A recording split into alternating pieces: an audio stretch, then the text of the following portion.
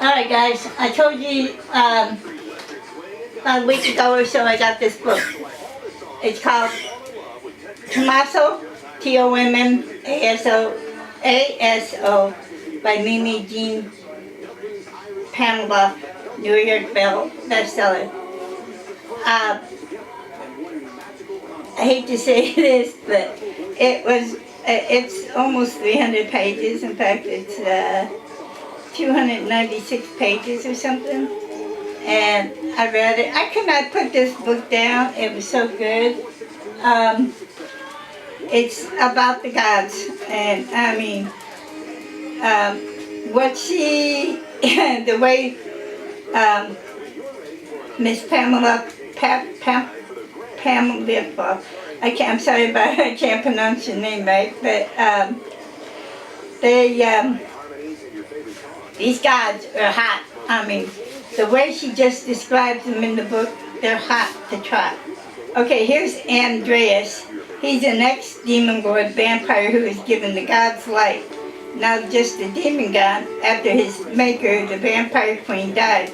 According to Simi, his son, who hasn't been born yet, is destined to marry Helena and Nicola's daughter, Maddie.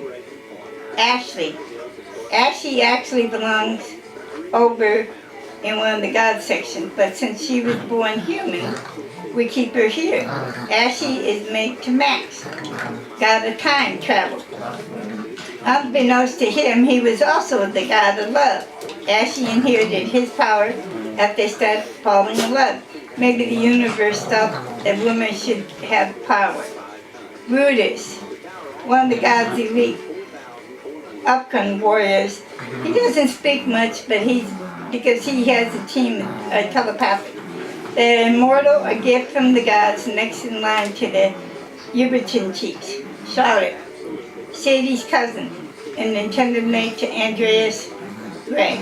Only Andreas, being the rebel that he is, decided he could pick his own damn woman. Sadie is his happily now maiden. Helena Strauss. Once human, Helena now is a vampire married to Nicole DeConte. She has a half-vampire daughter, Maddie, who is destined to marry Andreas' son, according to Simi. Simi's this little 5-foot girl. She's kind of comical sometimes. Maddie, the infant daughter of Helena and Nicole, destined to marry Andreas' son. You gotta think, okay, these are gods. How long did the gods last?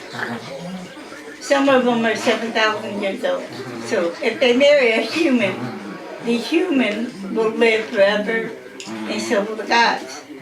Nicola DeConte, general of the vampire army. Now that the vampire queen is dead, the army remains loyal to him.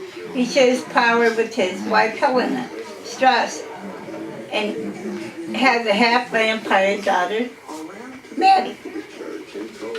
Rena, she's the dead vampire queen. Roberto, originally an Egyptian pharaoh, Lamar, was one of the 6 ancient ones and very first vampires. Eventually changed his name to Roberto and moved to Spain. Something to do with one of Simi's little schemes. He has now spent his days leveling undoing Simi's treachery, being a stay-at-home dad and taking her unicorn Minky for a ride. Minky is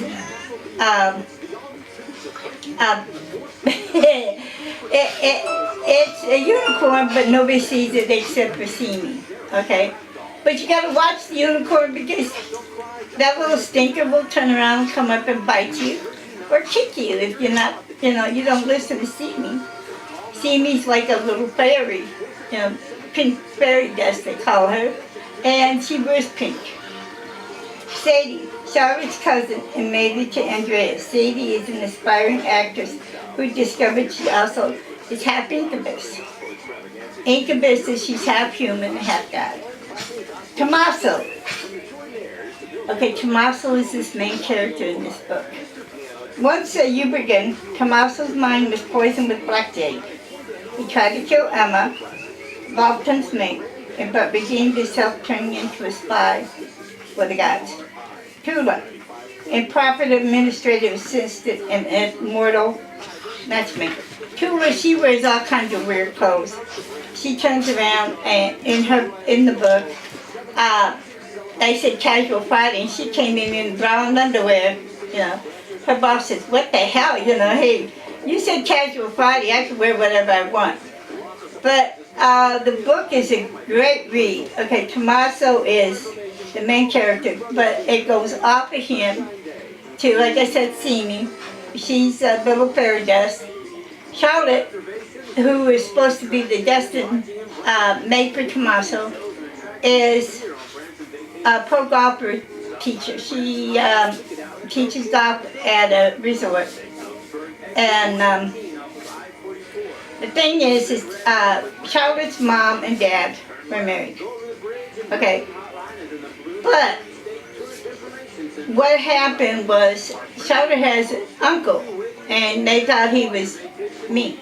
Well, it finds out that Charlotte's mom was married originally to the uncle, but he's not her uncle. But then it gets complicated. But what happens is Charlotte ends up having like 4 or 5 stepsisters and brothers, and that she never knew because she thought they were her cousins, but they are cousins. They're relatives. And then her uncle, who turns around and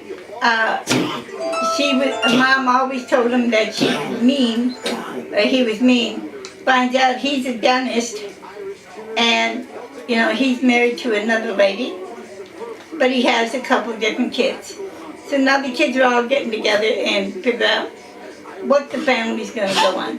But Tommaso met Charlotte during one of the meet and greets.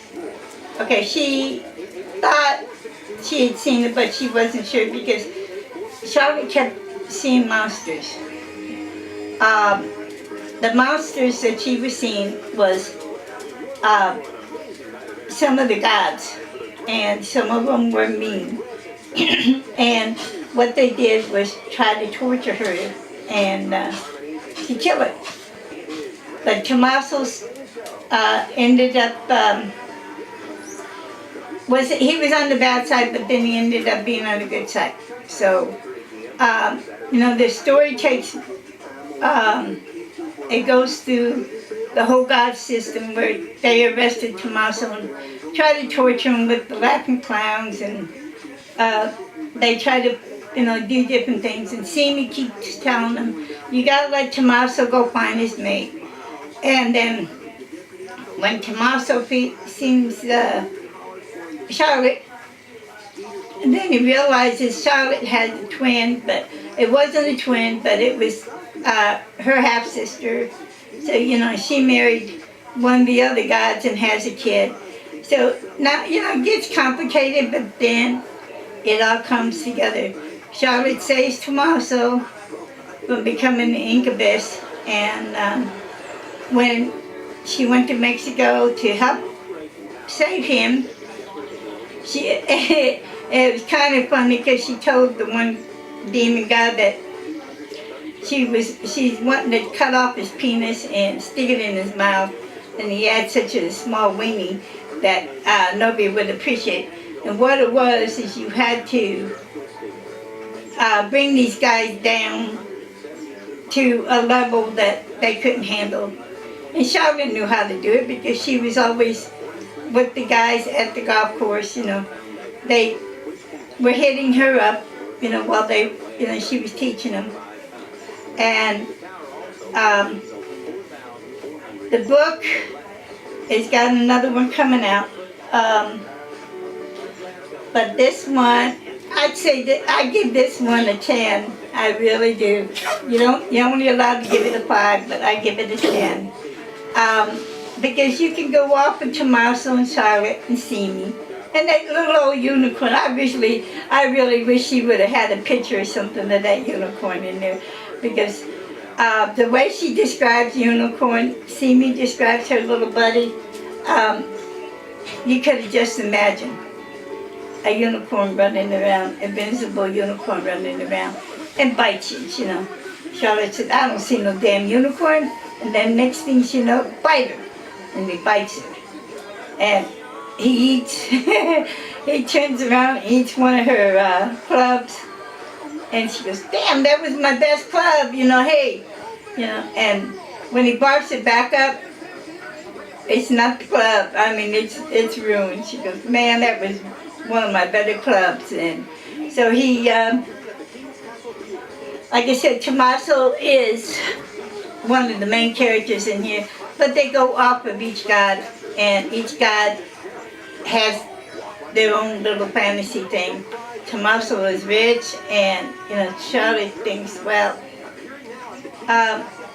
he's not gonna want me because he's got money, you know, he's buco rich. She's seen his closet and she said, holy shit, the closet will make my house, you know. Hey, you know. But it lasts, in the end of the book, you'll really be surprised, and because it does have a good ending. But it also has a trick to it, guys. You know, I'm not going to tell you a little bit more about it. But I will be vlogging this. I'll get on my butt and get on Amazon and Barnes & Noble and Twitter and all them and get it posted today. Mimi, I'm sorry if I can't pronounce your name, but thank you for letting me win this. I'm on her street team. I am on a lot of the street teams. What they are is the authors. Everybody asks me, how do I get this stuff? Okay, I do not pay for books. I cannot afford it, okay? But what it is I'll read a book. 2 days ago, I got almost 30 books, okay? Yep. I will get those books read probably within the next month. I try to read a book a day. I am, sorry about this, but I am 3 or 4 books behind on blogging them. I did videotape them, but I didn't blog them yet. But it still counts, but I do get them videotaped and blogged. The authors are out there, and they do write your books, okay? They do, you know, they're like normal people. They've got to have, some of them have regular jobs because they cannot make money on these books, you know. These pirating idiots that are taking the books and selling them for nothing, you know, or giving them away for nothing is bullshit, you know. These ladies and gentlemen are out there trying to make a living like anybody else. They have families, they have mortgages, they have houses to pay, okay? When I get stuff from authors, I collect their stuff. I have their swag. The swag consists of magnets, postcards, book covers, trading cards. Some of them do have, Roz has trading cards, and they are so neat. I think I have every one of Roz's trading cards. So guys, when you talk to an author, when you go to these author things, don't just say, hey, you know, I read your books and thanks about for writing them. These guys spend not 1 or 2 days writing these. Sometimes these books take a couple months to write, you know. Some of them can get a couple books written out in a month. But what they do is they do 2 or 3 different type of books, okay? So, compliment on the covers. Like Tommaso here. This cover is really wicked. You can barely see Tommaso's face, but you can imagine when you read a book like this, what he would look like. You know, he's our God, and he, you know, they try not to give away everything as far as information on the books. So guys, check out my blogs. I'm on YouTube and all the sites, mostly by Desiree Riley or Desi the Blonde. And I do have my blog at DESI, Riley's Place. I do have to get it up again and get it posted. See you guys. Have a great day.